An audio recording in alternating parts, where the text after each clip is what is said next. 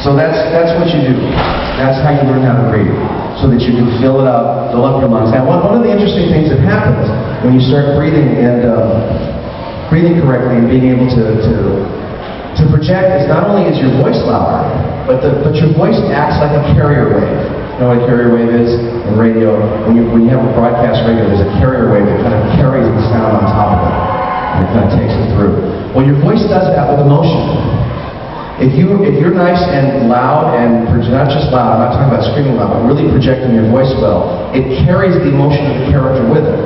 So in a booth, when you're working on a microphone, the more you can project into that mic, the more emotion pours into that mic, the more effective your character is.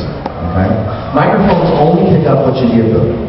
Now, in a live situation like this, there's lots of amplifiers and things that are helping me out. And they do have those in the studio too. But essentially, the mic only puts out the amount of sound, it just kind of grabs the sound out of the air. It doesn't really make you louder. So you need to do that in the studio yourself. And if you do that, you're going to be able to convey emotion with your voice. You need to learn to breathe properly. You need to learn to place your voice. Now, that's another thing. Placement of the voice has to do with how you can manipulate your voice to make a character. For instance, you can, and this is kind of a visual thing, it isn't you actually not changing where your voice is generated from. But for instance, if I want to, the voice that we speak in is called your true voice. And for most of us, that voice is kind of, you can feel the vibrations when you talk in your face. They're usually right around the nose or slightly below, or some of the deeper voice man it's down just below the throat. It's rarely ever in the throat. And by the way, if your throat's getting tense, or you're getting hoarse when you're talking, you're not breathing properly. This should be always relaxed, okay?